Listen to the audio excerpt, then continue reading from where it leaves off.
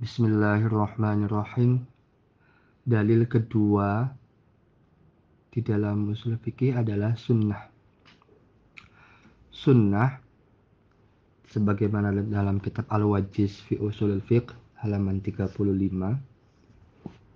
karya Wahab Az-Zuhaili disebutkan bahwa sunnah secara bahasa artinya as-sirah wa tariqah al-mu'tadah, laku dan jalan yang dibiasakan. Artinya segala sesuatu yang berlaku dan sudah terbiasa terjadi itu namanya sunnah secara bahasa.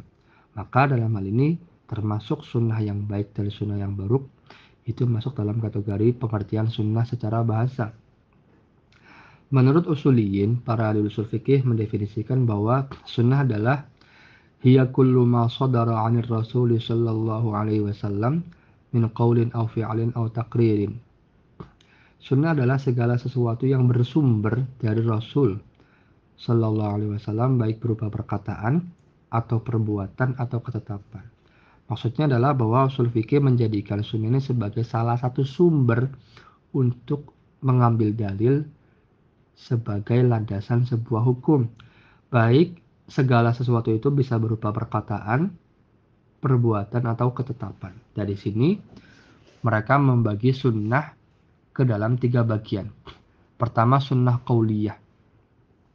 Sunnah qauliyah itu artinya adalah hadis-hadis yang diucapkan oleh Rasulullah. Jadi apa saja yang diucapkan oleh Rasulullah itu masuk dalam kategori sunnah qauliyah. Seperti Rasulullah mengatakan innamal a'malu binniyat la darara wa la dirara fis sama'i zakatun la wasiyata liwaris dan seterusnya, banyaklah pokoknya. Yang kedua, as-sunnah al-fi'liyah. Sunnah fi'liyah adalah sunnah-sunnah atau hadis-hadis atau perbuatan-perbuatan yang dikerjakan oleh Rasulullah Sallallahu Alaihi Wasallam, seperti Rasulullah melaksanakan sholat 5 waktu, Rasulullah melaksanakan manasik haji, Rasulullah menjadi saksi, dan seterusnya. Jadi apa-apa yang diperbuat oleh Rasulullah namanya sunnah fi'liyah. Yang ketiga, sunnah takririyah. Sunnah takririyah ini apa? Hiya ma aqarrahu an-nabiy sallallahu alaihi wasallam sarahatan aw sakata an inkarihi ba'da an sadara amamahu aw hadatsa fi 'asrihi wa 'alima bihi aw dhahara minhu ma yadullu ala istihsanihi war ridha bihi. Takririyah itu apa? Yaitu segala hal yang ditetapkan oleh Nabi secara jelas. Artinya bukan Nabi yang melakukan, bukan Nabi yang mengatakan, tapi Nabi menetapkan. Atau Nabi diam tidak mengingkari sebuah perbuatan yang dilakukan oleh sahabat atau yang diucapkan oleh sahabat ketika atau setelah hal itu terjadi di depan beliau, baik berupa perkataan atau perbuatan, au hadatsa fi 'asrihi wa 'alima bi, atau sesuatu itu terjadi di masa hidup beliau tapi beliau mengetahui, alias walaupun tidak terjadi di hadapan beliau tapi itu terjadi di masa beliau dan beliau tahu, itu bisa Nabi tetapkan. Atau perbuatan itu menunjukkan perbuatan yang baik dan Nabi meridhoi perbuatan tersebut. Artinya dalam takririyah ini bukan Nabi yang melakukan, bukan Nabi yang mengucapkan, tapi Nabi hanya menetapkan. Entah perbuatan atau perkataan itu terjadi di hadapan beliau atau tidak. Yang jelas, kemungkinannya antara Nabi tidak mengingkari perkataan atau perbuatan tersebut, atau Nabi justru menganggap perbuatan itu dan ridho atas perbuatan atau ucapan itu. Seperti apa contohnya? Nabi mengikrarkan 2 kelompok sahabat yang tayamum. Satu ketika ada 2 kelompok sahabat tayamum. Kemudian ternyata mereka melihat air setelah itu. Sekelompok atau sebagian sahabat mengulangi sholatnya, sebagian sahabat tidak mengulangi sholatnya setelah melihat air tersebut. Kemudian Nabi mengatakan kepada yang tidak mengulangi sholat, asabta sunnata wa ajza'atka sholatuka. Kalian sudah melaksanakan sholat dan sholatnya cukup. Terus kemudian kepada kelompok sahabat yang mengulangi, Nabi mengatakan lakal ajru marrataini. Kalian mendapat 2 kelompok. Yang ini kemudian 2 pendapat besar ini diambil oleh beberapa mazhab. Kalau Imam Syafi'i kemudian menyatakan kalau melihat air ya kemudian ya ulangi lagi sholatnya jika masih ada waktu. Kemudian pembagian sunnah dari segi sanad. Nah, kalau tadi dari segi konten, isi, sekarang dari segi sanad. Sanad itu artinya dari segi ketersambungannya ke Rasulullah Shallallahu Alaihi Wasallam. Dari segi ketersambungan sanad, sunnah dibagi menjadi di halaman 36 dibagi menjadi sunnah mutawatirah, sunnah masyhurah, dan sunnah ahad. Sunnah mutawatirah itu apa? Yaitu adalah sunnah yang diriwayatkan dari Rasulullah pada 3 generasi pertama oleh sekelompok orang yang tidak mungkin sepakat dalam berdusta. Jadi maksudnya begini, sebuah hadis diriwayatkan dari Rasulullah di dalam 3 generasi oleh sekelompok orang. Jadi misalnya begini, Nabi itu kan 0, sahabat itu 1, tabi'in 2, tabi'in 3. Ini namanya 3 generasi pertama. Nah, artinya setelah tabi'in ada sekelompok ulama lagi. Nah, sekelompok ulama ini meriwayatkan dari 3 generasi ini, sekelompok masing-masing sekelompoknya itu tidak mungkin berdusta. Jadi misalnya kita sebut misalnya Nabi itu A, sahabat B, tabi'in C, tabi'in D, kemudian ulama setelahnya E. Nah, dari ulama E sampai B sahabat itu misalnya adalah satu hadis itu diriwayatkan oleh 10 orang. Nah, masing-masing 10 orang dari generasi E, D, C, dan B ini katakanlah orangnya sama 10 orang dan 10-10-nya masing-masing 10 itu tidak punya keinginan untuk bersepakat dalam dusta. Ini namanya mutawatirah. Nah, hadis-hadis mutawatirah itu adalah hadis-hadis yang dipastikan hukumnya sahih karena kemutawatiran sanadnya tadi. Contoh misalnya kalau hadis mutawatirah yang berupa qaul, misalnya Nabi mengatakan man kazzaba alayya muta'ammidan falyatabawwa maq'adahu minan nar. Barang siapa yang berdusta atas namaku dengan sengaja maka dia membooking satu tempat di neraka. Nah, hadis ini itu mutawatirah. Juga hadis-hadis yang berkaitan dengan amalan-amalan seperti wudhu, sholat, puasa, haji, zakat, azan, iqomah, atau merupakan hal-hal yang syiar agama sifatnya, itu hadisnya kebanyakan mutawatir dan wajib diamalkan. Hukumnya hadis mutawatir itu adalah annahu qat'ayyus subuti anin nabi sallallahu alaihi wasallam. Hadis mutawatir ini adalah bisa dipastikan ditetapkan dari Nabi, fayufidul ilma wal yakin wa yukaffaru jahidu, dan mempunyai fungsi memberikan sebuah informasi dan keyakinan, dan orang yang mengingkari isi hadis mutawatir ini dihukumi kafir. Jika ada orang tidak percaya hadis tentang sholat 5 waktu, tentang puasa Ramadan, itu dihukumi kafir. Yang kedua, sunnah masyhurah. Sunnah masyhurah itu adalah sunnah yang marawaha 'anil Rasul sallallahu alaihi wasallam adadun lam yablugh jam'at tawaturi kawahidin aw itsnaini. Summa intashara fil qarni tsani ba'da sahabah fatanaqalahu jam'ut tawatur alladziina la yutawahhamu tawatu'uhum 'alal kadhibi. Hadis yang diriwayatkan dari Rasul oleh sekelompok orang tetapi tidak mencapai jumlah mutawatir seperti 1 atau 2, kemudian tersebar di generasi kedua setelah sahabat yaitu tabi'in tentunya hadis ini, dan diriwayatkan oleh sekelompok yang jumlahnya tawatur setelahnya yang tidak mungkin berdusta sepakat dalam berdusta. Kurang lebih kalau mutawatirah itu dari generasi E, D, C, B itu semuanya jumlahnya sama. Nah, tapi kalau dalam hadis masyhur ini ada jumlah yang setelah sahabat berarti C, itu jumlahnya cuma 1 atau 2 orang. Tapi setelah itu di D-nya itu jumlah orangnya banyak. Misalnya di generasi setelah sahabat yang meriwayatkan hadis ini cuma 1 atau 2 orang. Tapi setelah generasi itu yang meriwayatkannya adalah 10 orang atau lebih.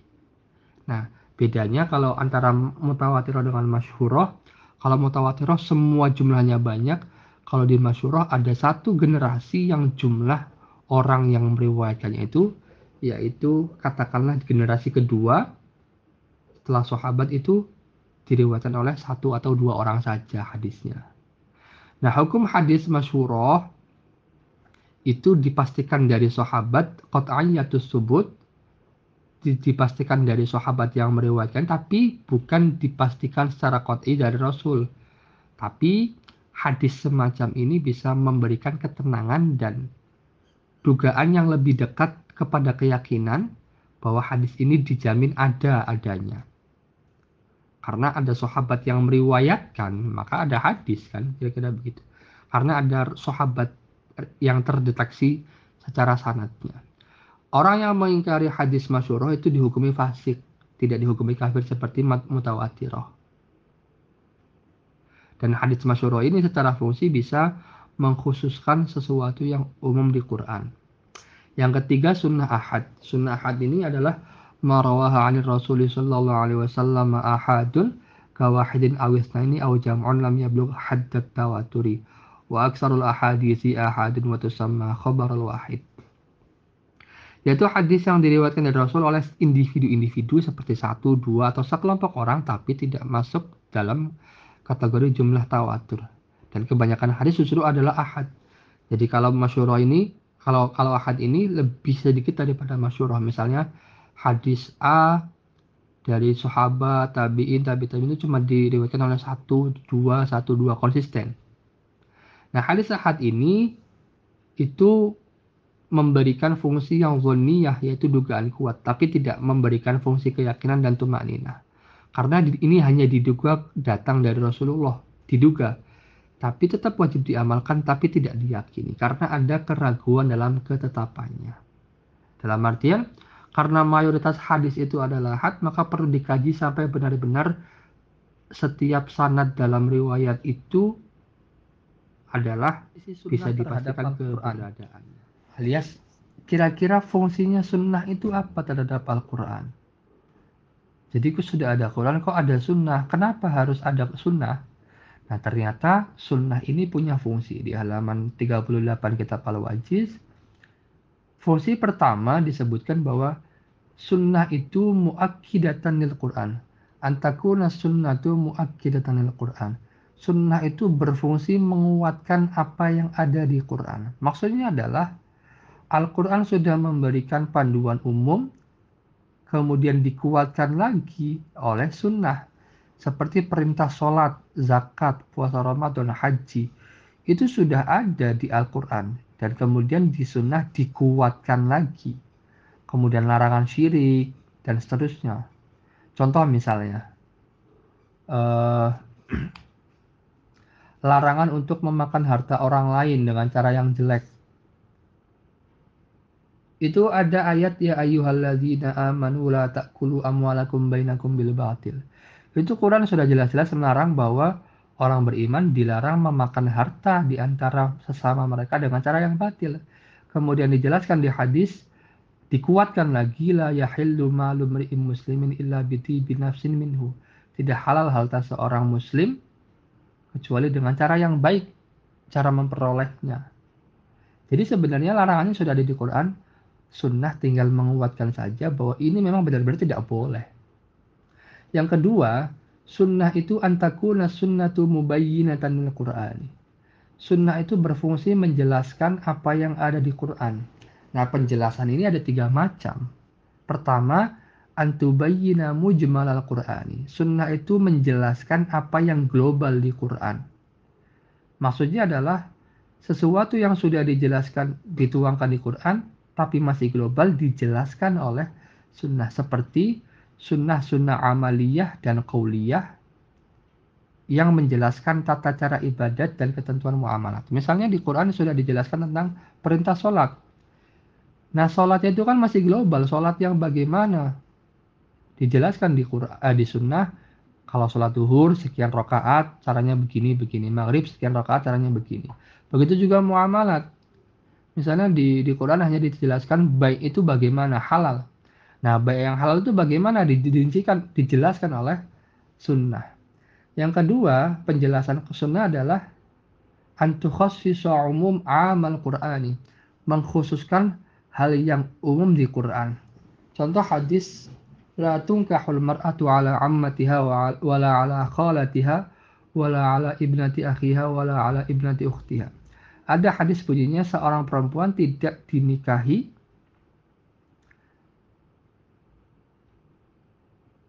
apa namanya oleh pamannya atau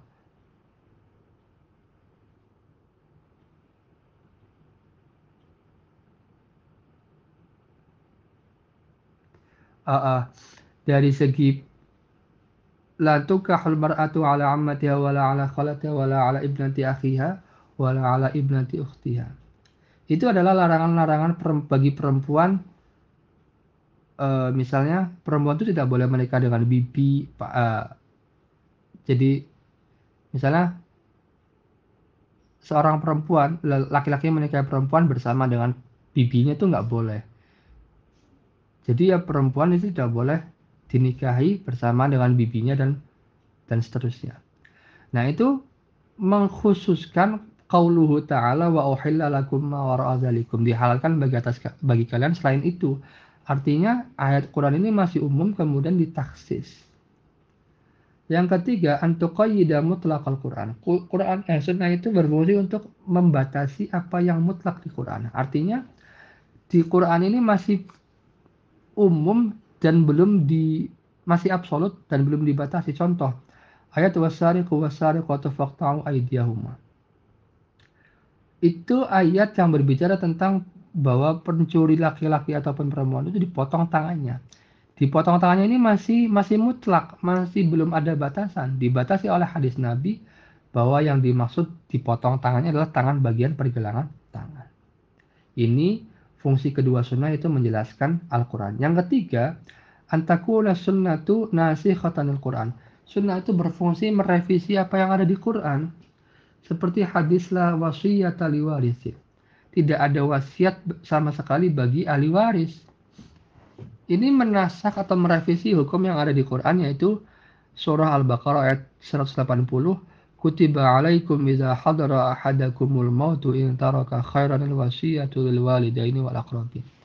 Yang kurang lebih artinya bahwa ketika ada orang meninggal itu, ya maka berwasiat bagi kedua orang tua dan kerabatnya.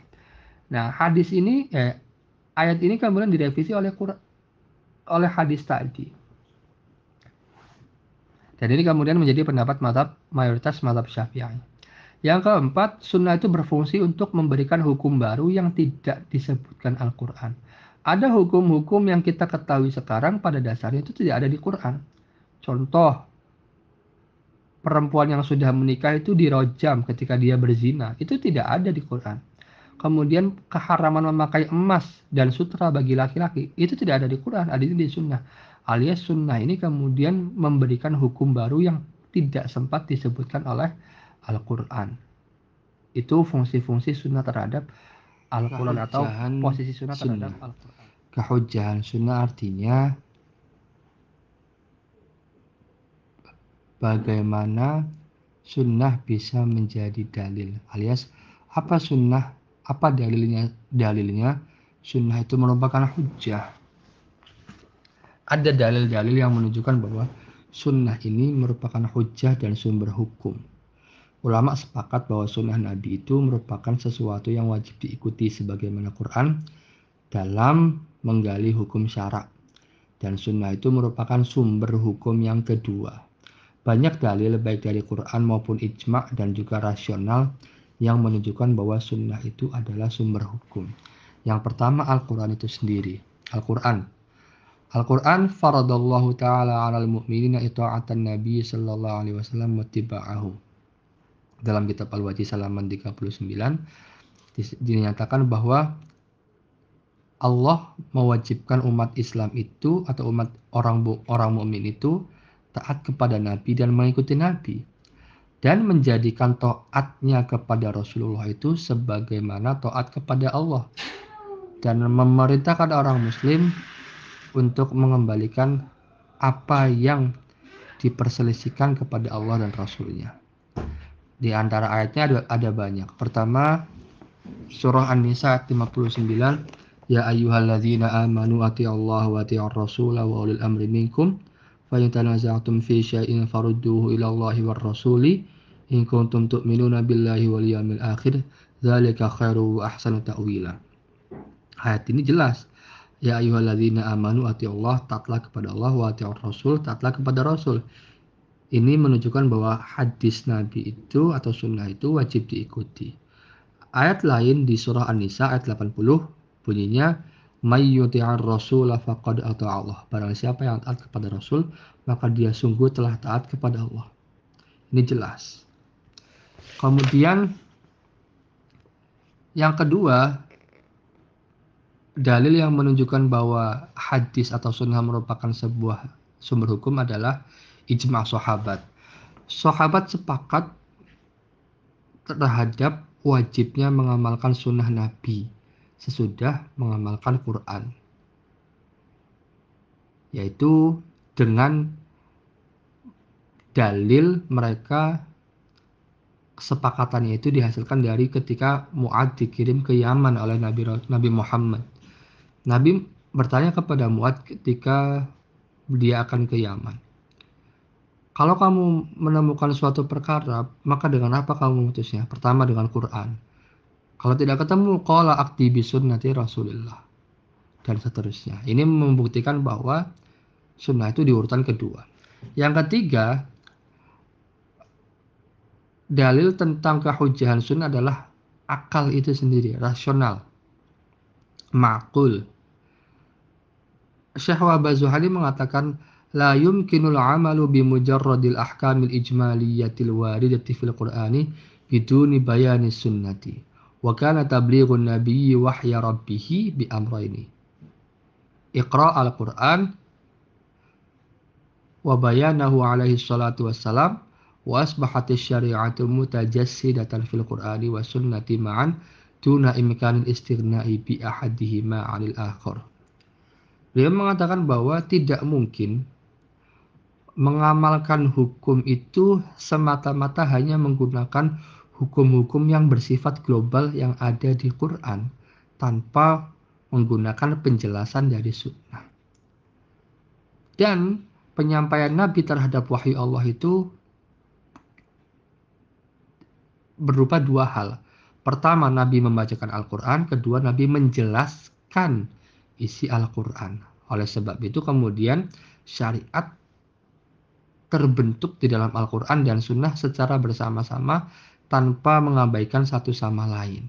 Artinya, tidak mungkin orang mengamalkan Quran semata-mata tanpa menggunakan penjelasan dari Sunnah. Apalagi ayat-ayat yang bersifat umum. Contohnya orang disuruh sholat, aqimus sholata wa atuz zakah. Kamu disuruh sholat oleh Allah dan Nabi, disuruh zakat. Ya, tapi bagaimana menjalankan zakatnya, menjalankan sholatnya, puasanya, itu kan perlu penjelasan dari sunnah, begitu.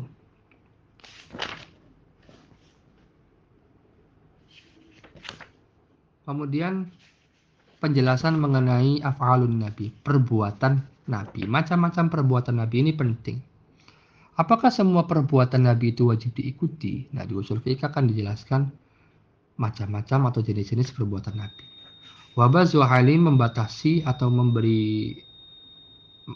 mengklasifikasikan perbuatan Nabi pada 3 macam. Pertama, al-af'al al-jibiliyah. Di halaman 44 beliau mengatakan al-af'al jibiliyah adalah allati tasduru 'anir Rasul sallallahu alaihi wasallam bi hukmi tabi'atil insaniyah. Yaitu perbuatan yang dilakukan oleh Nabi sebagai manusia biasa. Yaitu berdiri, duduk, makan, minum, tidur, berjalan. Itu adalah perbuatan Nabi yang bersifat jibiliyah. Jibiliyah itu natural. Sebagai manusia pada umumnya dan sesuai kebiasaan di sana. Artinya, Jika Nabi melakukan seperti makan, minum, berdiri, tidur, berjalan itu, bagi umatnya itu hukumnya mubah. Bagi dirinya dan umatnya itu hukumnya mubah. Dan tidak wajib oleh umatnya untuk mengikuti dan meniru makan, minumnya Nabi, makan apa, minum apa. Tapi jika ada dalil yang menunjukkan kesunahannya seperti makan dengan tangan kanan, maka itu bisa dijadikan hukum. Dengan catatan ada dalil yang menjelaskannya. Artinya Nabi sampai ngomong, ini tuh sunnah kalau makan pakai tangan kanan tuh. Makannya sih terserah. Tidak usah diikuti Nabi makan apa. Tapi sampai kemudian ada bukti bahwa Nabi mengatakan yang kemudian kita ketahui semua sunnah makan pakai tangan kanan, maka sunnah makan pakai tangan kanan itulah yang dijadikan sebagai hukum. Nah, adapun perbuatan-perbuatan Nabi yang bersifat jibiliyah tadi jika berkaitan dengan khibroh. Khibroh itu eksperimental atau sesuatu yang terjadi dan tajribah eksperimental dalam hal fisyu'ulid dunyawiyah, dalam hal keduniawian seperti berdagang, bercocok tanam, mengatur perang, berobat, itu tidak dianggap sebagai sebuah syariat atau hukum. Jadi Nabi ketika berobat, makan atau minum habatus sauda itu tidak wajib diikuti. Kemudian Nabi mengatur perang, Nabi bercocok tanam atau mengatur cocok tanam itu tidak wajib diikuti karena itu bukan tasyrik. Karena itu adalah ijtihad Nabi dan percobaan Nabi yang bersifat pribadi, bukan wahyu ilahi.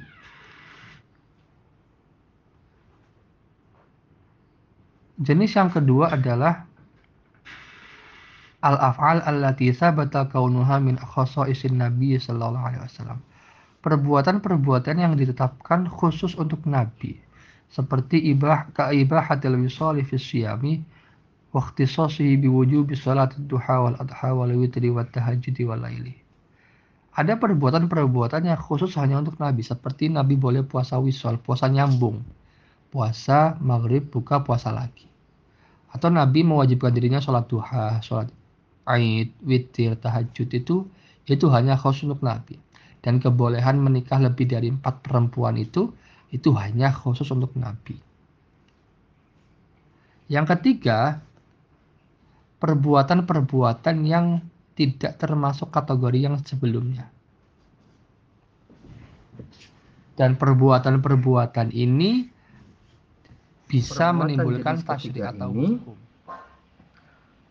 Perbuatan yang tidak sama seperti yang pertama dan kedua, tapi ada potensi untuk timbul hukum. Dan ini dituntut untuk umatnya untuk mengikutinya. Nah, untuk mengetahui apakah wajib, sunnah, atau mubah, harus dirinci perbuatan ini apakah wajib, sunnah, dan mubah, itu harus dirinci dulu. Rincian pertama adalah fa'in kanat hadhil af'alu waridatan bayanan li mujmalin fil qur'ani aw taqyidan li mutlaqin aw takhsisan li 'ammin fa hukmuha hukmu ma bayyanathu min wujubin wa nadbin wa yuraful bayanu imma bi sharihil qawli ila akhirih. Jika perbuatan ini adalah perbuatan yang datang untuk menjelaskan sesuatu yang mujmal di Quran atau membatasi yang mutlak atau mentakhsiskan yang umum, maka hukumnya adalah sebagaimana hukum yang dijelaskan dalam rangka menjelaskan Quran tadi. Bisa jadi wajib, bisa jadi sunnah. Penjelasan ini bisa dilakukan entah dengan sesuatu dengan ucapan yang jelas, seperti misalnya mislu qawlihi fi shalah shallu kama ra'aitumuni usolli. Ketika Nabi mengatakan shallu kama ra'aitumuni usolli, itu ada perintah yang itu hukumnya menjadi wajib. Maka perbuatan ini dalam rangka menjelaskan Al-Quran ini, maka wajib diikuti oleh umatnya. Begitu juga misalnya khudhu anni manasikakum, ambillah dariku cara untuk manasik haji dan seterusnya. Jadi jika perbuatan ini menjelaskan apa yang umum atau global di Quran atau yang mutlak atau yang am, maka hukumnya tergantung bagaimana penjelasannya. Jika penjelasannya menandakan wajib, maka hukum sunnahnya juga menjadi wajib, alias hukum perbuatan nabinya menjadi wajib. Yang kedua, wa in waradat hadhil af'alu ibtida'an duna bayani syai'i fa imma an tu'rafa sifatuha syar'iyyatu aw la tu'raf fa in 'urifat sifatuha min wujubin aw nadbin aw ibahatin fa inna ummatahu fil fi'li misluhu. Jika perbuatan ini adalah perbuatan yang pertama kali, bukan perbuatan dalam rangka menjelaskan sesuatu di Quran, maka ada dua kemungkinan antara sifatnya secara syariat diketahui atau tidak diketahui. Jika secara syariat sifatnya diketahui, entah itu wajib, sunnah atau mubah, maka umatnya harus melakukannya dengan hukum yang sama, alias harus mengikutinya dengan sifat yang sama. Misalnya qauluhu ta'ala wa ma atakumur rasulu fakhudhuhu wa ma nahakum anhu fantahu. Ini kan dalil umumnya bahwa apa yang datang padamu dari Rasul maka ambillah, dan apa yang Rasul cegah maka jauhilah. Ini berdasarkan laqad kana lakum fi rasulillahi uswatun hasanah. Artinya jika perbuatan ini bukan perbuatan untuk menjelaskan Al-Quran, tapi pertama kali ada, terus dijelaskan sifatnya bahwa perbuatan ini wajib atau sunnah atau mubah dengan dalalah, dengan petunjuk tentunya, maka umatnya pun harus melakukannya berdasarkan hukum tadi. Karena apa? Karena berdasarkan ayat Quran tadi, wa ma atakumur rasulu fakhudhuhu wa ma nahakum anhu fantahu. Kalau Rasul memerintahkan kerjakan, kalau melarang ya jauhi. Itu kalau sifat hukum perbuatannya diketahui.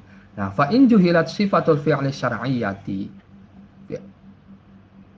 Sifatul fi'li syar'iyyah fa idza zaharat fihi sifatul qurbah bi an kana mimma yutaqarrabu bihi ila Allah azza wa jalla ka sholati rak'ataini min ghairi muwadzabatin 'alaihima dallal fi'lu 'ala nabi. Tapi jika Rasulullah melakukan sesuatu tetapi sifatnya tidak diketahui, alias Rasulullah tidak mengisyaratkan hukumnya. Nah, jika perbuatan itu berkaitan dengan ibadah atau dalam rangka mendekatkan diri kepada Allah Azza wa Jalla, seperti sholat 2 rakaat, tapi Rasulullah tidak menekuninya, tidak mengulang-ulangnya dalam jumlah yang banyak, maka perbuatan itu dihukumi sunnah. Misalnya begini, Rasulullah sholat 2 rakaat misalnya. Nah, setelah Rasulullah sholat 2 rakaat itu tidak menjelaskan sifat sholat ini bagaimana, dalam artian hukumnya apa.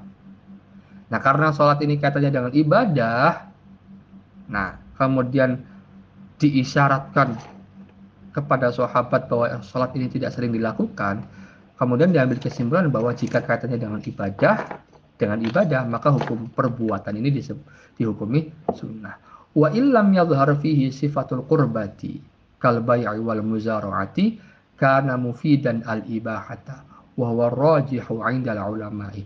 Tapi jika Rasulullah melakukan suatu perbuatan dan di perbuatan ini tidak tampak sifat ibadah seperti jual beli, bertani, bercocok tanam atau bertani, maka perbuatan ini menghasilkan hukum mubah. Dan ini yang pendapat yang unggul menurut para ulama. Kenapa? Li'annal ibahata hiyal qadrul mutayaqqin. Karena dalam kasus perbuatan seperti ini, yang paling mungkin keyakinannya adalah hukumnya perbuatan ini adalah mubah. Fala yasbutu zaidu 'alaiha illa bidalil. Maka tidak lebih ketetapannya dari mubah kecuali ada dalil. Wala dalil. Tapi di sisi lain, wa fit tijahin akhar yakunul fi'lu dalan 'ala nadli. Perbuatan semacam ini yang tidak berkaitan dengan ibadah bisa juga menunjukkan sunnah. Kenapa? Li'annal fi'la la budda min ayyakuna li qurbatin wa aqallu ma yataqarrabu bihi al-mantu. Karena perbuatan ini bisa juga menunjukkan karena dari sisi ibadah. Paling sedikitnya perbuatan yang mendekatkan diri karena kita meniru Nabi adalah hukumnya itu sunnah. Wal khulasatu annal af'al al-insaniyatal mahdota wal khibrati wat tadabir dunyawiyati wat tadabir dunyawiyata wal khususiyati la tu'addu tashri'an wala sunnatan matlubatan wa amma ma qasada bihi tashri' al-'am atau wa amma ma qusida bihi tashri'ul 'amu bi sifati kaunihi shadiran 'anil nabi sallallahu alaihi wasallam bi wasfir risalati wa annahu rasulun fa huwa tashri'un 'alal ummati ittiba'uhu fihi.